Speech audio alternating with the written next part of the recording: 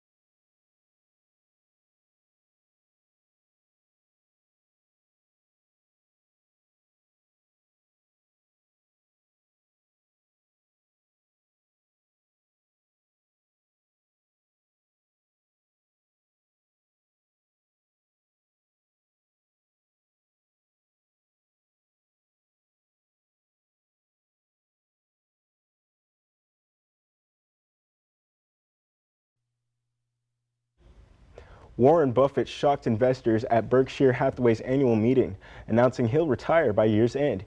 He also slammed Trump's tariffs, warning of global fallout. A long-standing ovation last night for Warren Buffett, the Oracle of Omaha, after announcing he'll be retiring at the end of the year. Thousands of Berkshire Hathaway shareholders sharing their appreciation for his 60 years leading the company as its CEO. During the meeting, Buffett took aim at President Trump's tariffs. Without naming Trump directly, Buffett on CNBC called it a big mistake to slap punitive tariffs on the rest of the world. Trade should not be a weapon. We should be looking to trade with the rest of the world, and we should do what we do best, and they should do what they do best. Buffett leveled the criticism as the president's 25% tariffs on most imported car parts went into effect. Economists warned car prices could go up by thousands of dollars. The president seeming to downplay concerns from business owners about the uncertainty of their future, telling our Terry Moran. Companies are flooding into our country right now. So your answer to the concern about the tariffs is everything's going to be hunky-dory?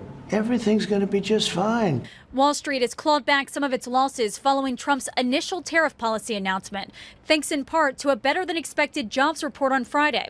And now Beijing says it's evaluating possible trade talks with the U.S. But China insists Trump's 145% tariffs must be eliminated first.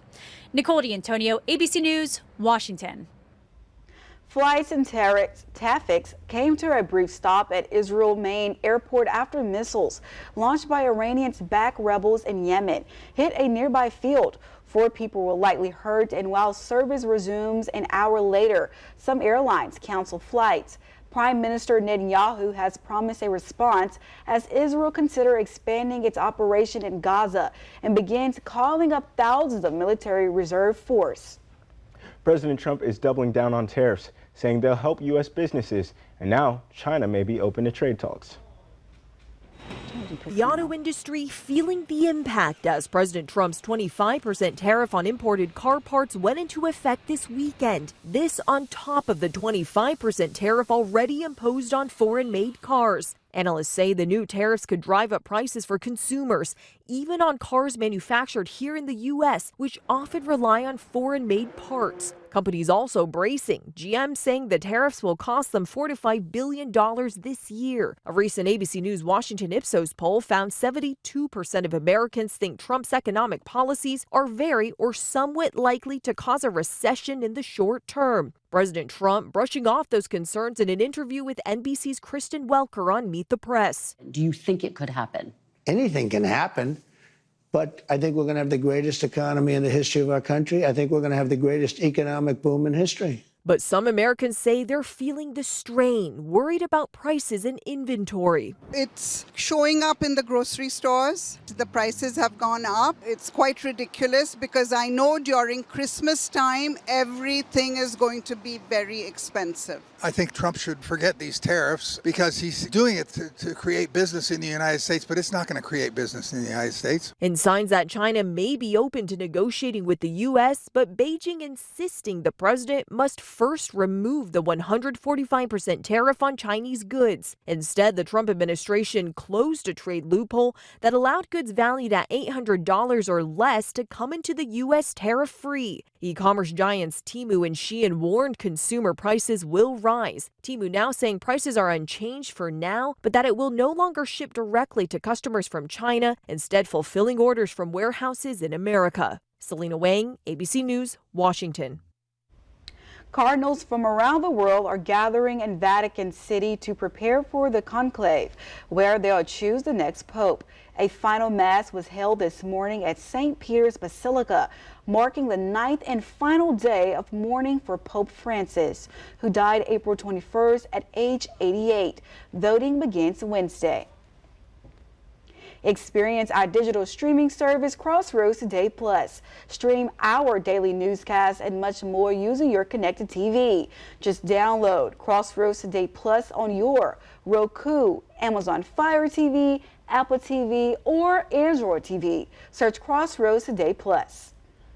And severe weather breaking out in New Mexico and western Texas currently, and that system is headed our way. When will it get here? What's our rain chances?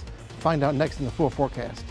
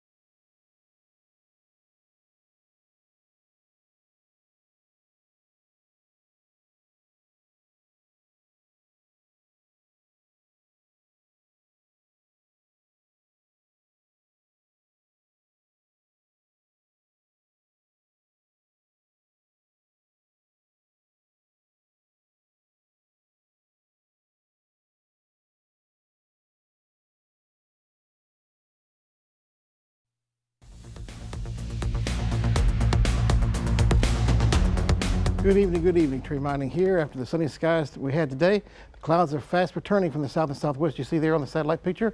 That means changing our forecast, which will include some rainfall around here. First things first, this is for Tuesday, not today, not tomorrow, but Tuesday. There is a isolated severe weather risk north of Victoria along I-10. Marginal risk from about Hallettsville southward to the coast. So there's small risk of severe weather, but there's a risk nonetheless. We need to keep a heads up on Tuesday, have an alert day for that day, just in case. Looking at the weather model here, we see the rain in the southwestern parts of the state of Texas headed towards San Antonio by early morning hours on your Monday, mostly dry in the Crossroads region during that time. But as you head toward the afternoon time, 12 noon into about 4 or 5 o'clock, we see storms moving through the Crossroads region by Monday afternoon into Monday evening, and still continuing to be pretty widespread for your day on Tuesday and Wednesday as well. As the front will come through on Wednesday, move all this out and give us improving weather. We'll have to get to that time, of course. There's a pretty good rains anticipated for us during that time period, prior to the front arriving, that is. We start off with the 50s this morning. It felt very nice and cool, very fall-like. Hope you enjoyed it. The temperatures in the 80s for highs again for the day today under beautiful sunny conditions. Clouds increasing, so it'll be a little bit cooler tomorrow. High temperatures starting off in the 60s, I should say, in the morning time, and then we'll be in the 80-degree range by the time we get to about afternoon, 3 o'clock or so. But pretty good around the rain showers and storms anticipated at that time as well, lasting through Monday evening into your day on Tuesday. Rain totals. Well, they'll be, starting off on the dry side for the rest of the morning time for your Monday, picking up a little bit, a quarter of an inch or so, and really revving it up by the time we get to Tuesday in the morning time. over an inch, and likely over the I-10 corridor, either half an inch or so in Victoria, and building on this number through the day Tuesday into your day Wednesday. So hopefully some appreciable rainfall chances during that time will lead to some pretty good amounts, which we need around here. We're simply so dry. Victoria, cloudy skies to start tomorrow morning with a rain shower chance throughout the day. Some peaks of sun in the cloud cover as well. The high is near 80 degrees. Quail, starting off with cloudy skies and with sunny skies, the partly cloudy skies throughout the day with scattered rain showers and storms throughout the forecast area, including Quail in the upper 70s or 80 degrees with a daytime high there. Port Lavaca along the bayfront, scattered rain showers throughout the day, mixed with some peaks of the sun in the cloud cover as well. So kind of hit and miss with the rainfall chances. Increasing that on your day Tuesday and Wednesday with alert day both days, possible alert day on Wednesday with the threat of severe weather. Small risk was a risk nonetheless, so we need to keep our heads up about that. And then as we clear out, nice and sunny and low temperatures in the 60s, low 60s at that again by the time we get to the end of the week, toward the weekend. So enjoying that, of course. Be weather aware coming up tomorrow afternoon, especially on Tuesday and Wednesday. Okay, take a look at this here. This is how you'll be connected with us. Get your smartphone, scan the code, see there on your screen. That'll take you to a web page where you can download our app, News, Weather, and Sports at your fingertips. Very easy, convenient, free of charge to have on your phone. Be connected with us. And speaking of somebody connected with sports, that is Ray Robinson there. Yes, I am, Trey, and we've got more results after the first round of high school playoffs is in our rear view. See the other teams we're talking about and more coming up in sports.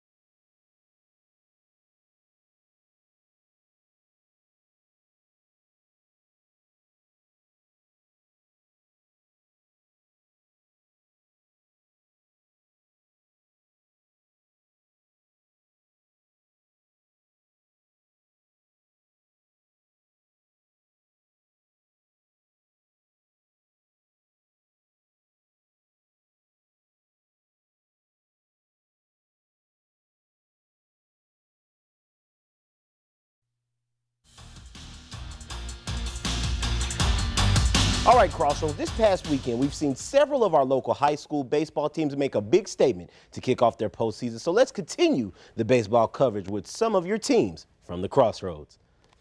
Let's start off with Goliad. They are now back-to-back by-district champions, winning their opening series against Columbus. The Tigers sweep the series, winning all games and closing them out in the final game, with the final score being not your typical shift, a 9-5. And one of the top teams in their district from the Crossroads being the Hallettsville Brahma. They closed out their series against Carson City yesterday afternoon. Hallettsville swept the series yesterday in the game, and they won it in convincing fashion. Final score, 11-0. And down to our friends in Port Lavaca. The Sand Crabs beat their first postseason opponent in Needville. The series went to 3 games, but game 1 was the only one that Calhoun lost. Calhoun would return the favor in game 2. And yesterday, Calhoun put the final nail in the coffin. Final score, 9-4. And switching gears to our UHV Jaguars, they were also in some postseason action after finishing their regular season last week. The Jags competing in the Red River Athletic Conference Tournament. After beating Southwest in the opening round, the Jags would unfortunately lose in close games, falling to Louisiana Christian yesterday. Final score 10-9, and Southwest returned the favor in their second matchup. Final score 8-7. And one of the big sports stories to break out of here in South Texas is that Spurs head coach Greg Popovich is announcing that he is stepping down as the head coach.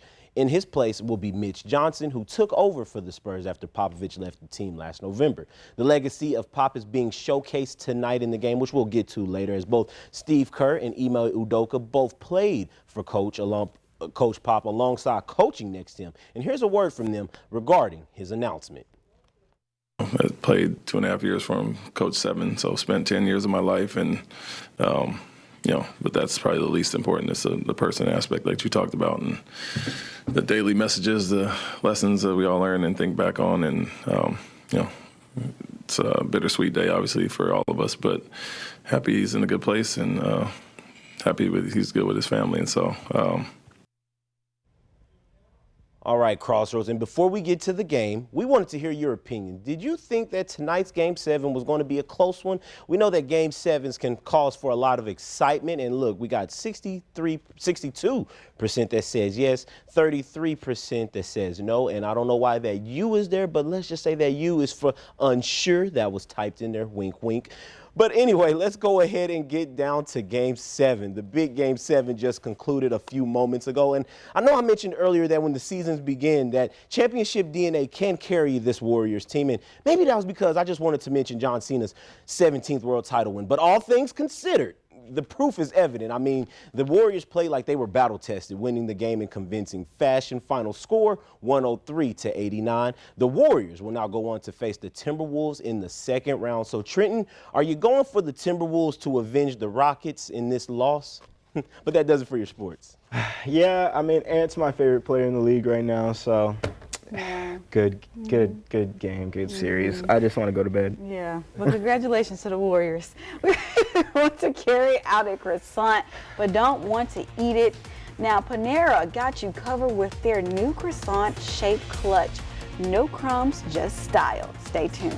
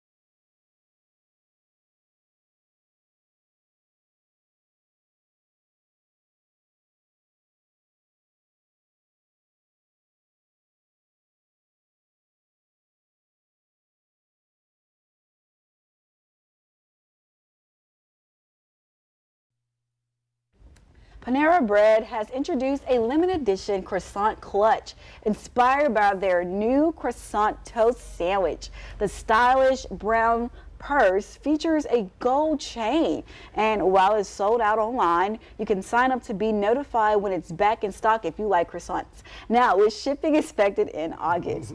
That's an actual bag. That I is don't a bag. like that. I don't like that. I like that. I think think it's cute. You get it See, then. you gotta know how to style it. You know, if you dress it up, you know, and then I like croissants, but I think that bag is cute. I mean, it's not like an actual croissant. If you got it, means you got some bread. There you go. That's it. Absolutely. It's not crummy. It's not crummy, but it's very stylish. Now, is the weather going to be stylish this week? Oh, no. We're back to rainfall coming up tomorrow, right on through Wednesday. You see there, 70% chances Tuesday and Wednesday.